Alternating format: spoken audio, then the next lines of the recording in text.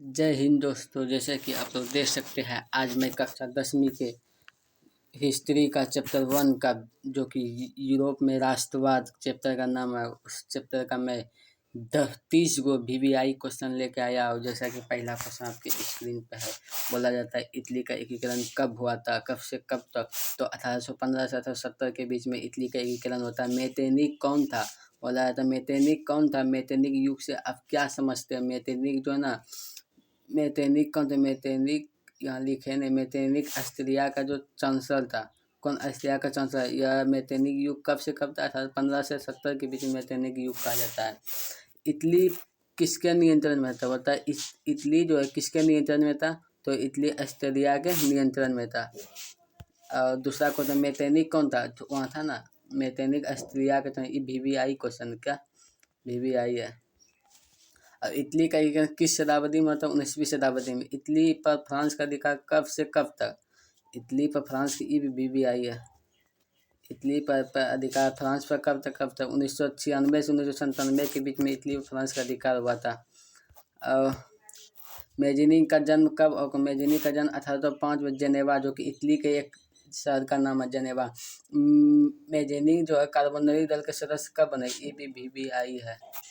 मेजेनिक Carbonari दल का सदस्य कब बनता है? 1820 में कार्बोनरी दल का सदस्य। यंग इटली का स्थापना कब और किसने किया था? यंग इटली का स्थापना 1831 में। ये भी VVI क्वेश्चन है। यंग इटली का स्थापना कब किसने किया था? 1831 में। किसने? मेजिनिंग ने किया था। मेजिनिंग ने किया था। काउंट का वो किसका गुप्त समर्थक था? गैरीबाल्दी का। और गैरीबाल्दी का जन्म कब और कहाँ? 10 में 1807 में हुआ था। कब में? 7 में। कहाँ पे? नीस में। इटली के एक का नाम है जो कि नीस है, वहीं हुआ था गैरीबाल्दी। गैरीबाल्दी किसके साथ बाद में आके जुड़ गया था? वो काबुल के साथ। कब? 1854 में काबुल के साथ आके जुड़ गया। कौन? गैरीबाल्दी। और साधनिया शासक VVI है। साधनिया शासक कौन था? विक्टर एमुलियन जो है साधनिया शासक था। कौन? विक्टर एमुलियन। विक्टर एमुलियन ने प्रधानमंत्री किसे बनाया? कौन काबू की। ये भी जो है कौन काबू का बनाया, क्या? प्रधानमंत्री। वियना सम्मेलन कब और इसका अध्यक्ष कौन? वियना सम्मेलन कब हुआ था? और 1815 में वियना सम्मेलन। ये तो तीनों VVI है। तीनों वियना सम्मेलन कब? 1815 में। इसका अध्यक्ष कौन था? मेटेनिक था वियना सम्मेलन का। रक्त और रक्त और क्या है ये? रक्त और लौह की नीति का अवलंब किस? रक्त और लौह की नीति का अवलंब किसने किया था? वह बिस्मार्क था। कौन? बिस्मार्क था। जर्मनी राइन राज का निर्माण किसने किया था? तो नेपोलियन बोनापार्ट ने। बिस्मार्क किसके विचार से प्रभावित था? तो वह हीगेल थे। हीगेल बोला कहाँ का दार्शनिक कवि था? क्या कवि था? कहाँ का? तो वह जर्मनी का वह दार्शनिक था। कहाँ का? जर्मनी का था। कौन? हीगेल। हीगेल कहाँ का दार्शनिक कवि था? जर्मनी का था। कहाँ का? जर्मनी का था।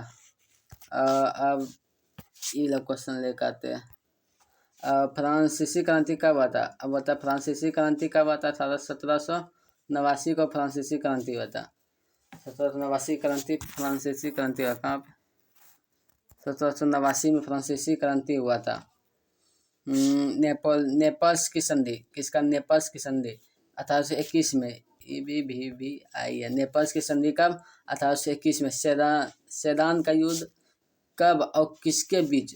ये तो भी सेदान का युद्ध जो ना 1870 में। कहाँ? फ्रांस और पर्सा के बीच में हुआ था सेदान का युद्ध।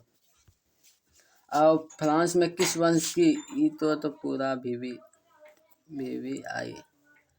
फ्रांस में किस वंश की जो पुनः स्थापना? क्या पुनः स्थापना? कौन? वियना कांग्रेस द्वारा। कौन? वियना कांग्रेस द्वारा किया गया। तो वह बुर्बो वंश था। बुर्बो वंश। क्रीमिया युद्ध कब हुआ था? 53 से 54 के बीच में क्रीमिया युद्ध हुआ था। क्रीमिया युद्ध में किन देशों ने भाग लिया था? वह फ्रांस था और फ्रांस और रूस था।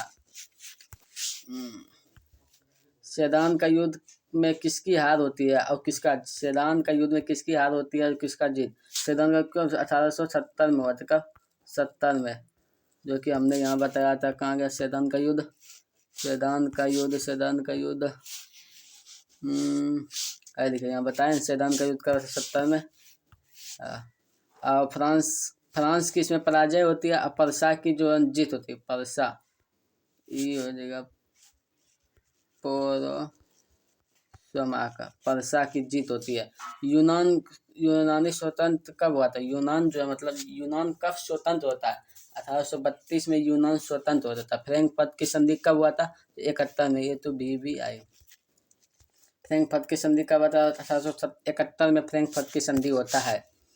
और फिर किस युद्ध के बाद किस युद्ध के बाद जर्मनी का एकीकरण हुआ था? और सेदान का युद्ध था। कब? सेदान का कब? 1870 में हुआ था सेदान का युद्ध। सेदान का युद्ध के बाद जो जर्मनी का एकीकरण हुआ था। यूरोप का मरीज यूरोप का मरीज किसे कहा जाता? तुर्की को। ये दोनों क्वेश्चन जो है भी आई है।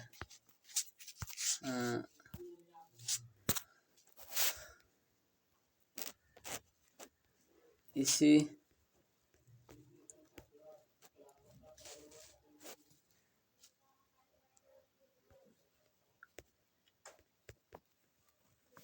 वीडियोज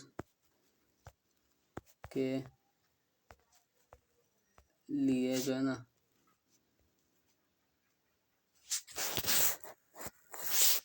वीडियोज के लिए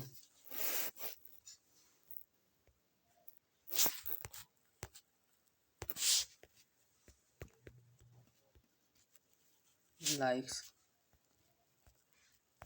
करें।